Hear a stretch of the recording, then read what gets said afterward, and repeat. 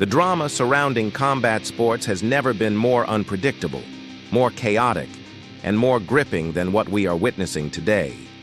Just when fans thought they had seen every possible twist and turn in the world of boxing and MMA, the fight game delivered one of its most shocking announcements. Two names that defined entire generations of the sport, two men who have nothing left to prove, yet everything left to gain, are now preparing to meet inside the ring. Mike Tyson and Floyd Mayweather, two of the greatest pugilists in history, are officially set to face each other in an exhibition bout in 2026. It is the kind of event that feels impossible, something out of a fantasy matchup fans have debated for decades. Tyson, the ferocious heavyweight who reigned with iron fists, versus Mayweather, the undefeated defensive genius who mastered the art of never being hit. The weight, the styles, the legacies, none of it should align. And yet here we are. When asked by TMZ Sports, Mike Tyson admitted he himself was stunned that this fight would ever happen. "This fight is something neither the world nor I ever thought would or could happen," Tyson said. However, boxing has entered a new era of the unpredictable, and this fight is as unpredictable as it gets.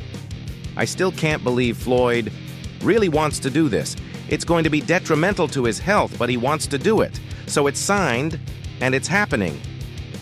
Those words carried the same menace that once made Tyson the most feared man alive. But on the other side, Floyd Mayweather fired back with the same confidence that has defined his career.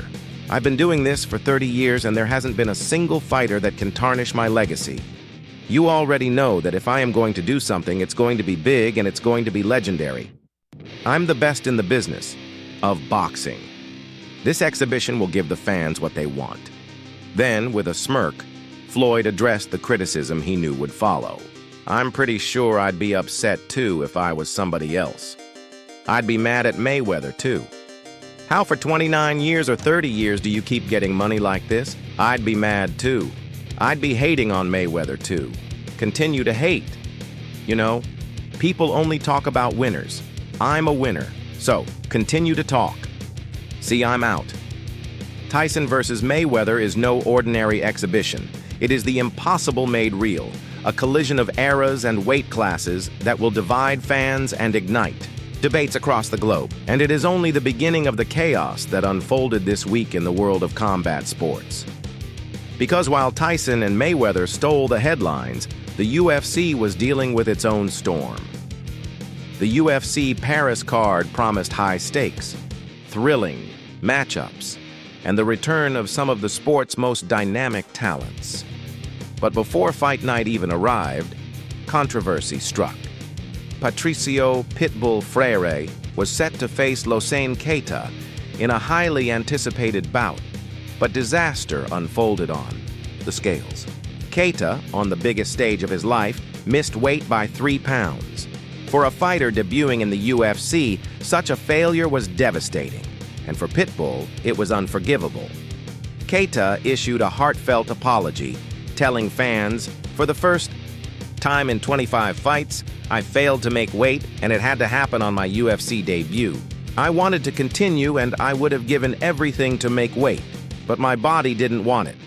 I sincerely apologize to all my fans. I will be back like every time I fail in life." But Pitbull was in no mood for sympathy. He unleashed a scathing response, dismantling Keita's excuses piece by piece. He said in an interview that he was faster, stronger, younger. "I gave him all the advantages besides allowing this fight to happen here in Paris. He drove 2 hours to get here, so there was no suffering.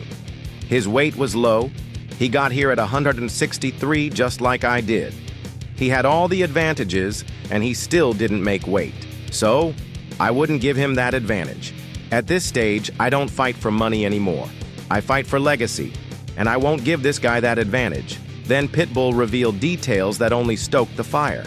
"I'm absolutely sure he didn't try going to the bathtub to cut more.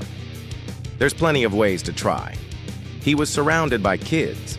There was no one older to put him in place. Stay there. Go make weight." At 9 a.m., he weighed in. He was over, and instead of trying until 11 a.m., which is the limit, he was eating baby food. And with that, the fight was dead. UFC Paris lost one of its most intriguing bouts, and Pitbull vowed to return in Rio instead, demanding a real opponent who could uphold the honor of the sport. But the drama didn't stop with canceled fights. In a rare and tense backstage moment, Tom Aspinall confronted Ciryl Gane's coach, Fernand Lopez.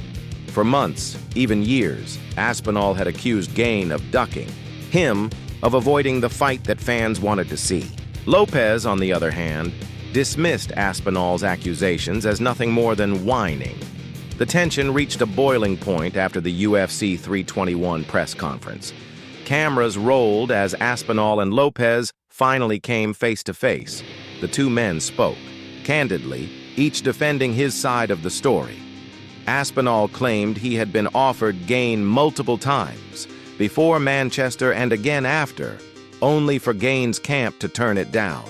Lopez insisted no such offer had been made. What could have turned into an ugly brawl instead ended in a handshake, but the message was clear. The animosity is real, the rivalry is alive, and eventually the fight will happen. Elsewhere, the headlines shifted from bad blood to unexpected surprises. Alex Pereira, the reigning champion and one of the UFC's most feared strikers, revealed he had been working on something unusual: his English. Stumbling through the differences between words like bite and fight, Pereira gave fans a rare, lighthearted moment. It was proof that even the most terrifying knockout artist in the world can still be humbled by language.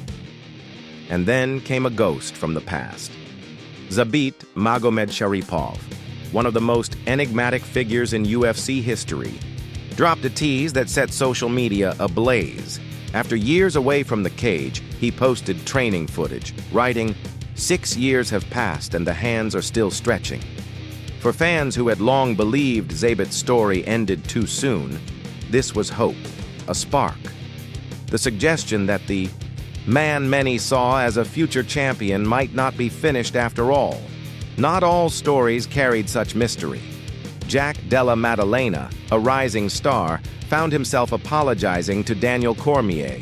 After once retweeting a post suggesting a DC mute button for commentary, Jack reached out to apologize directly, admitting it was a bad take. In the fight game, respect matters, and this moment showed that even the new generation still knows when to make things right with the legends who came before them. Meanwhile, Islam Makhachev prepared for battle. Training footage revealed him sharpening his striking as he gears up to defend his place against none other than Della Maddalena. But should Jack win, the division could face a seismic shift.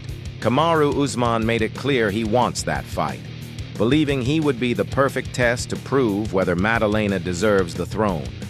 The drama only grew thicker when Terrence Crawford, the pound-for-pound boxing king, weighed in on MMA. Asked who he believed had the best boxing skills in the UFC, Crawford gave a surprising answer: Cody Garbrandt. Despite Garbrandt's setbacks and struggles, Crawford insisted that in pure boxing, Cody was unmatched inside the octagon. It was a controversial statement that immediately split fans, but coming from Crawford, it could not be ignored. And then there was Dillon Danis. Fresh off a quick submission victory, the MMA community debated whether he had what it takes to join the UFC roster. Gilbert Burns and Renato Moicano were brutally honest. Dillon's jiu-jitsu is world-class, but his striking is untested, and his track record in big fights questionable. Could Danis survive in the UFC? Or would he be another CM Punk, a sideshow, experiment destined to fail? And so, the week ended in chaos. Canceled fights, surprise confrontations, unexpected apologies, bold predictions, and a super fight that should never exist, but now somehow does. Combat sports are unpredictable by nature, but this week proved that the boundaries of unpredictability have been shattered. Tyson versus Mayweather, Aspinall versus Gane's camp, Pitbull versus the scales, legends teasing comebacks, champions struggling with language, rising stars clashing with icons. This is the fight game, and it has never been more dramatic. The question now is not whether these stories will continue, but how explosive they will become. And so, we turn it over to you. What do you think will happen when Tyson and Mayweather step into the ring? Will Tom Aspinall finally get his showdown with Ciryl Gane? Is Zabit truly coming back?